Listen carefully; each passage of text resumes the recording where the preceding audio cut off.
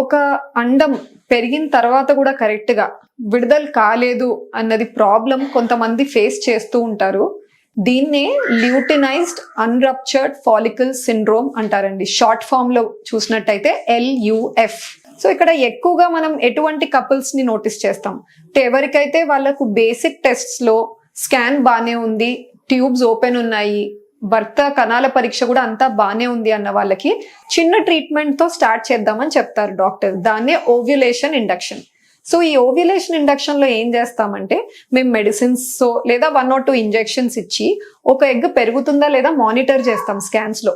ఆ follicle size, ఆ పెరిగే ఎగ్ సైజు ఒక 18-20 మిల్లీమీటర్ల సైజు రీచ్ అయిన తర్వాత అది బ్రేక్ అవ్వడానికి, ఎందుకంటే మనకు బయట బ్యాగ్ బ్రేక్ అయితేనే లోపల ఉన్న ఎగ్ బయటకు వస్తుంది. సో ఆ బ్యాగ్ బ్రేక్ అయిపోవడానికి ఒక ఇంజెక్షన్ ఇస్తాం, దాన్ని ట్రిగర్ షాట్ అని అంటారు. సో ఈ ట్రిగర్ షాట్ HCG లేదా కొంతమంది డెకాపెప్టిన్ లాంటి ఇంజెక్షన్స్ ఇస్తాం.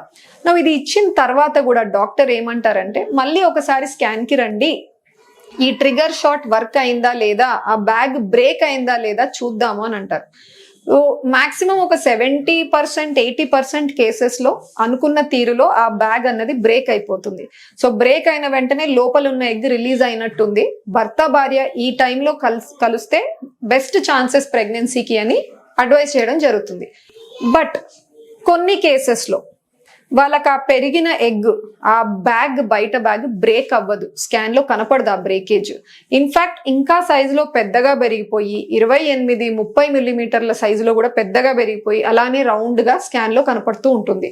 సో దీన్ని ల్యూటినైజ్డ్ అన్రప్చర్డ్ ఫాలికల్ అని అంటున్నాం. అంటే ఒక ఎగ్ మెచ్యూర్ అయ్యి ఉంది, లోపల ఉంది, ఆ బ్యాగ్ కూడా అన్ని హార్మోన్స్ కి రెస్పాండ్ అయింది, బట్ బయట బ్యాగ్ బ్రేక్ అవ్వకపోవడం వల్ల ఎగ్ లోపల ట్రాప్ అయిపోయింది. సో అలాంటి సిచ్యువేషన్ లో మనం ప్రెగ్నెన్సీకి ఎలా ట్రై చేస్తాం? అసలు ఇటువంటి ప్రాబ్లమ్ ఎవరెవరు ఫేస్ చేస్తారు, ఎటువంటి కపుల్స్ లేదా లేడీస్ లో ఏ ప్రాబ్లమ్స్ ఉంటే ఇది అవ్వచ్చు అన్న ఛాన్సెస్ ఎక్కువగా ఉంటాయి. ఫస్ట్ వచ్చేసి PCOD అండి. సో PCOD ఇప్పుడు కొత్తగా దాన్ని PMOS అని అంటున్నారు. సో అటువంటి కండిషన్, నీటి బుడగల సమస్య ఉండే లేడీస్ లో హార్మోనల్ వ్యత్యాసం వల్ల కొన్నిసార్లు, అందరికీ అనను బట్ కొంతమందిలో ఫాలికల్ ఎగ్ మంచిగానే పెరుగుతుంది కానీ అది ఫైనల్ స్కాన్ లో ట్రిగర్ షాట్ ఇచ్చిన తర్వాత కూడా బ్రేక్ అవ్వకపోవచ్చు. So 1 is PCOD. సెకండ్ వచ్చేసి ఎవరెవరికైతే ఆ కింద గర్భసంచి అండాశయాలు ఉన్న రీజన్ ని బాడీలో పెల్విస్ అంటాం. సో ఆ పెల్విస్ లో బాగా ఎక్కువగా ఇన్ఫెక్షన్ ఉందనుకోండి, అతుకులు ఉన్నాయనుకోండి లోపల, వాళ్ళకు కూడా ఈ ప్రాబ్లం ఫేస్ అయ్యే ఛాన్సెస్ ఎక్కువగా ఉంటాయి. థర్డ్ వచ్చేసి ఎండోమెట్రియోసిస్. గర్భసంచి లోపల ఉండాల్సిన పొర ట్యూబ్స్ ద్వారా వెళ్ళి బయట అంతా వేరే వేరే చోట్లలో కూర్చుంటుంది. సో అలాంటి కండిషన్స్ లో కూడా ఎగ్ ప్రాపర్ గా రిలీజ్ అవ్వకపోవచ్చు. అండ్ లాస్ట్ వచ్చేసి ఏమన్నా థైరాయిడ్ సమస్యలు లేదా ప్రొలాక్టిన్ అన్న హార్మోన్ చాలా హైగా ఉండడం బాడీలో, సో ఇలాంటి ఫీచర్స్ ఉంటే కూడా ఎగ్ ప్రాపర్ గా రిలీజ్ అవ్వదు. ఇలాంటి ప్రాబ్లం ఉన్న వెంటనే ఇంకా అట్లాంటి కేసెస్ లో మరి ప్రెగ్నెన్సీ రాదా, అందుకనే ప్రెగ్నెన్సీ ప్రతి మంత్ వాళ్ళకు ట్రై చేస్తున్నా రావట్లేదా అని అడుగుతారు. సో అలా జరుగుతుంది అని ఒక నెల కనపడినంత మాత్రాన ప్రతి నెల అదే జరుగుతుందని కూడా గ్యారంటీ లేదు. మేబీ కొన్ని నెలల్లో కరెక్ట్ గా రిలీజ్ అవుతుండొచ్చు, కొన్ని నెలల్లో మాత్రమే ఈ ప్రాబ్లం ఉంటూ ఉండొచ్చు. ఎప్పుడైతే ఈ ప్రాబ్లం ఉంది అని ఒక నెలలో మాకు ఏర్పడితే మేము నెక్స్ట్ మంత్ ప్రోటోకాల్ లేదా ప్లాన్ అన్నది కొంచెం మారుస్తాం. ఏమేం చేస్తాం, మళ్ళీ వెనక్కి వెళ్ళి థైరాయిడ్ సమస్య కానీ ప్రొలాక్టిన్ లెవెల్స్ నార్మల్ ఉన్నాయా లేదా చూసుకుంటాము. ఇది కాకుండా కొన్ని చేంజెస్, మార్పులు చేస్తాం ప్రోటోకాల్లో. ఎటువంటి మార్పులు? టాబ్లెట్సే కాకుండా కొన్ని ఇంజెక్షన్స్ కూడా యాడ్ ఆన్ చేస్తాం ఎగ్ గ్రోత్ కి. దానివల్ల కరెక్ట్ గా ఎగ్ పెరుగుదల జరిగి ఫైనల్ గా మనం అనుకున్నట్టు రెస్పాండ్ అయ్యి బ్రేక్ అయ్యే ఛాన్సెస్ ఎక్కువ అవుతాయి. సెకండ్ వచ్చేసి ట్రిగర్ షాట్ లో స్లైట్ మార్పులు. సింగిల్ ట్రిగర్ HCG ఎక్కువగా మనం ఇచ్చే అలవాటు ఉంటుంది ఎవరికైనా కూడా. HCG తో పాటు ఒక డ్యూయల్ ట్రిగర్ అని చెప్పేసి ఇంకొక ట్రిగర్ షాట్, దాన్ని GnRH ఎగోనిస్ట్ అంటాం, ఆ ఇంజెక్షన్ ని కూడా యాడ్ ఆన్ చేసి ఇవ్వచ్చు. థర్డ్ ఇంకొకటి టిప్ ఏంటి అంటే ఈ ట్రిగర్ షాట్ కి కనీసం ఒక 24 గంటల ముందు ఒకటి GCSF అని ఇంజెక్షన్ ఉంటుందండి. అది కూడా పొట్టకి ఇప్పించి 24 గంటల తర్వాత మనం ఇది చేయగలిగితే ఛాన్సెస్ ఆఫ్ రప్చర్, ఆ బ్యాగ్ బ్రేక్ అయ్యే ఛాన్సెస్ ఇంక్రీజ్ చేయొచ్చు. సో అందుకనే ల్యూటినైజ్డ్ అన్రప్చర్డ్ ఫాలికల్ అంటే అండం బ్రేక్ అవ్వట్లేదు, రిలీజ్ అవ్వట్లేదు అన్నది పెద్ద ప్రాబ్లం కాదు. బట్ కొంతమంది నేను చెప్పిన వాటిల్లో ఈ రిస్క్ ఫ్యాక్టర్ ఉన్న వాళ్ళలో కొంచెం ఈ ఫినామినన్ మనం చూస్తూ ఉండొచ్చు. అలా చూసిన వాళ్ళలో ఆటోమేటిక్ గా నెక్స్ట్ మంత్ మేము ట్రై చేసేటప్పుడు ఈ చిన్న మార్పులు చేసి ఎలాగోలాగా ఆ ఫాలికల్ బ్రేక్ అయ్యి ఎగ్ రిలీజ్ అయ్యేలాగా చేయగలుగుతున్నాం. ఐవీఎఫ్ లేదా టెస్ట్ ట్యూబ్ బేబీ ట్రీట్మెంట్ లో అండాశయాల నుంచి అండాలు బయటికి తీసిన రోజు లేదా ఆ తర్వాత ఒక ఫ్యూ డేస్ వరకు ఎటువంటి జాగ్రత్తలు తీసుకోవాలి, ఫుడ్ ఎలాంటిది తీసుకోవాలి. సో ఇప్పుడు ఏదైనా ఐవీఎఫ్ సెంటర్లో రోజు లేదా వారానికి ఒక 2-3 సార్లన్నా పికప్స్ అంటాం దాన్ని మనం, ఓవం పికప్ లేదా ఊసైట్ ఎగ్ రిట్రీవల్ అంటూ ఉంటాం దాన్ని. సో దీంట్లో ఏం చేస్తాము అంటే లేడీకి మత్తు ఇచ్చి తన అండాశయాల్లో నుంచి నీరు తీసి ఆ నీరులో మనం ఎగ్స్ వెతుక్కుంటాం. సో అటువంటి ట్రీట్మెంట్ లేదా ప్రొసీజర్ అన్నది మనకు ఒక 10 minutes లేదా మాక్సిమం 15 minutes పట్టచ్చు ఆ ప్రొసీజర్ అయిపోయిన తర్వాత అదే రోజు మనం లేడీని ఒక ఫ్యూ అవర్స్ తర్వాత డిశ్చార్జ్ చేసి ఇంటికి పంపించేస్తాం, అడ్మిషన్ అవసరం ఉండదు. సో ఇలా డిశ్చార్జ్ చేసి పంపించేటప్పుడు తన రిలేటివ్స్ కావచ్చు, తను కావచ్చు, కొన్ని డౌట్స్ అడుగుతూ ఉంటారు. అంటే రెస్ట్ తీసుకోవాలా మేడం, ఏదన్నా అవాయిడ్ చేయాలా, ఎటువంటి ఫుడ్ తీసుకోవాలి అని చెప్పి. సో వాటి గురించి ఇవాళ మాట్లాడతాను.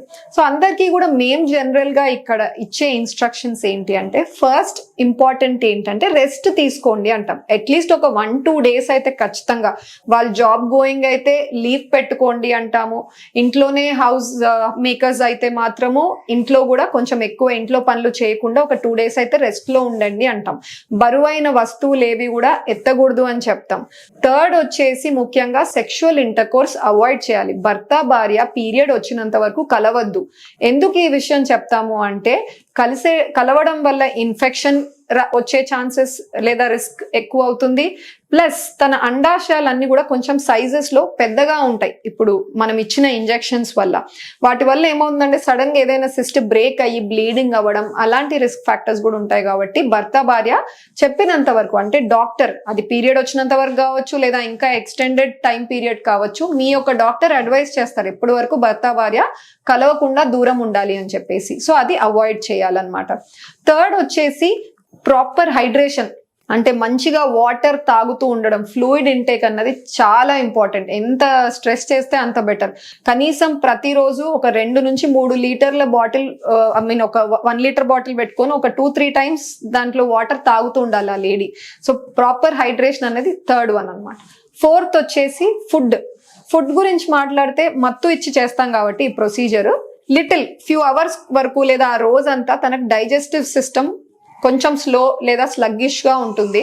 అందుకని హెవీ ఫుడ్ తీసుకోకుండా బ్లాండ్ ఫుడ్స్, ఎక్కువ కారం లేనివి, ఉప్పు ఎక్కువగా వేసుకొని టైప్ ఆఫ్ ఫుడ్స్ తీసుకోవాలి. అంటే బనానా తీసుకోవచ్చు, బ్లాండ్ సూప్స్ తీసుకోవచ్చు. సో ఇలాంటివి ఏమన్నా ఆ 1 day వరకు అయితే మెయింటైన్ చేసి తర్వాత నిదానంగా రెగ్యులర్ డైట్ లోకి ఇంట్లో ఏం చేసుకున్నారో అది తీసుకోవచ్చు అని చెప్తాం. నెక్స్ట్ వచ్చేసి ప్రోటీన్ రిచ్ డైట్ ఉండాలి. అంటే ఏ ఫుడ్ అయితే మీరు తీసుకుంటున్నారో ఆ ఫుడ్ లో హై లెవెల్ ప్రోటీన్ ఉండాలి. ఈజీగా అందరికీ యాక్సెసిబుల్ ఇస్ ఎగ్స్ అనమాట. సో ఎగ్స్ లో కూడా బయట ఎగ్ వైట్ తెల్లపాటు అది తీసుకుంటే చాలా మంచిది ఈ టైంలో. సెకండ్ వచ్చేసి మళ్ళీ మీకు ఫిష్ కావచ్చు, చికెన్ కావచ్చు, మీట్ కావచ్చు, లేదా ఈవెన్ సూప్స్, నాన్ వెజ్ తో తయారు చేసిన సూప్స్ కావచ్చు. సో ఇవన్నీ ఏవేవైతే ప్రోటీన్ కంటెంట్ లో హై ఉంటాయో అవన్నీ తీసుకోవడం చాలా మంచిది. లాస్ట్ వచ్చేసి వాళ్ళు చెప్పిన మెడిసిన్స్, అంటే ఏవేవి ప్రొసీజర్ అయిన వెంటనే డిశ్చార్జ్ చేసేటప్పుడు మెడిసిన్స్ అడ్వైస్ చేస్తామో అవి ఇగ్నోర్ చేయకుండా, మిస్ చేయకుండా కరెక్ట్ గా వాటిని టైం టు టైం తీసుకోవాలి. తీసుకున్న తర్వాత కంప్లీట్ అయ్యాక మెడిసిన్స్ అన్ని కూడా చాలా మందికి ఒక 4-5 days లో వాళ్ళకి పీరియడ్ అన్నది వచ్చేస్తుంది. మళ్ళీ వచ్చిన తర్వాత డాక్టర్ని కలిసి వాళ్ళు ఫర్దర్ ట్రీట్మెంట్ ప్లాన్ చేసుకోవాలి. కొంతమందికి ఏమవుతుందంటే అదే మంత్ లో అండాలు తీసిన రోజు నుంచి ఒక 3 రోజుల తర్వాత కావచ్చు, లేదా కొంతమందికి 5 రోజుల తర్వాత కావచ్చు, తయారైన ఎంబ్రియోని అదే మంత్ లో కూడా ట్రాన్స్ఫర్ చేస్తూ ఉంటారు. దాన్ని ఫ్రెష్ ఎంబ్రియో ట్రాన్స్ఫర్ అంటారు. సో అలాంటి వాళ్ళకి ఏంటి అంటే కొంచెం ఇన్స్ట్రక్షన్స్ నేను చెప్పినవి 90% వరకు సిమిలర్ ఉంటాయి. బట్ యాడెడ్ ఆన్ మెడిసిన్స్ లో కానీ లేదా ఇంజెక్షన్స్ లో కానీ కొంచెం వేరుగా ఉంటాయి ఇన్స్ట్రక్షన్స్. సో మీ డాక్టర్ తో మీ ప్లాన్ ఏంటి అన్నది కనుక్కొని మీ డాక్టర్ మీకు అకార్డింగ్ గా పోస్ట్ ఆప్ అంటే పోస్ట్ ప్రొసీజర్ ఇన్స్ట్రక్షన్స్ ఇస్తారు. సో దాన్ని స్ట్రిక్ట్ గా అడ్హియర్ అయి ప్రతి ఒక్కటి ఫాలో అవ్వాల్సి ఉంటుంది. Thank you.